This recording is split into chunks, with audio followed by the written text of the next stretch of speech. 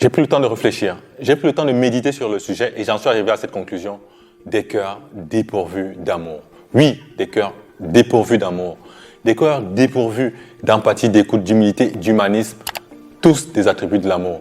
Des cœurs esclaves de l'ignorance, asphyxiés par la haine, qui a causé un mort de trop aux États-Unis, qui a causé la mort de George Floyd, qui a déjà causé tant de morts. La mort de George Floyd et de toutes les personnes qui l'ont précédé est un déshonneur pour l'humanité, est un déshonneur pour les valeurs incarnées par la Statue de la Liberté, est un déshonneur pour les personnes qui, toutes admiratives, payent un billet d'avion ou de train pour aller visiter cette statue. Et pourtant, nous vivons dans un monde qui fonctionne comme un miroir brisé où l'exclusion de chaque morceau du miroir déforme un peu plus davantage la belle image censée être reflétée.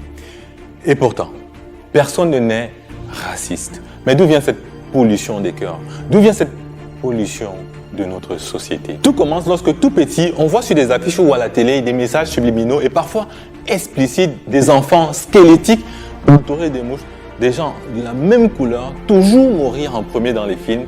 Et parfois, on voit même des spots publicitaires déshumanisants, méprisants, des bassesses qui n'ont d'égal que leur auteur. Et ça continue lorsque nous arrêtons de célébrer les balayeurs de rue ou les éboueurs pour leur contribution dans la société. Et d'ailleurs, vous ne rencontrez jamais certains d'entre eux si vous n'avez jamais pris le métro à 5 h du matin.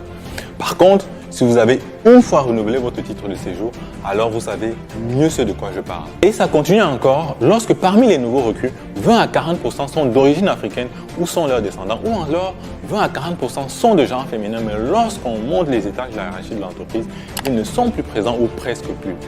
Et ça continue encore et ça se décline dans les différences de traitement salarial, dans les difficultés d'accès à un logement décent, à une formation de qualité ou à des soins de santé et j'en passe. Et ça continue encore et encore, parfois sur les réseaux sociaux. Récemment, au sujet des différences de traitement, je lisais quelqu'un écrire « Nous payons les impôts ». Je vais répondre à cette personne avec beaucoup d'amour.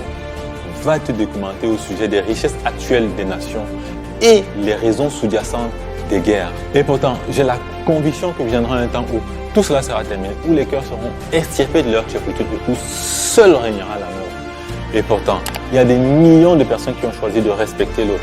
Oui, car lorsqu'on arrête de respecter l'autre, on arrête de se respecter soi-même. Aux personnes qui ont choisi de respecter l'autre, allez dire à ces racistes que vous avez choisi de vivre différemment. C'est ce que font les personnes qui ont choisi une autre façon de vivre, indépendamment de la couleur de peau, de la position sociale du lieu géographique. Il n'y a pas de neutralité ou de tiédeur et l'indifférence est quelque part de la complicité. Allez donc leur dire par vos actes, vos paroles, vos attitudes, vos altitudes, dans les entreprises comme dans les rues, que vous avez choisi l'amour. Et que l'amour triomphe du racisme,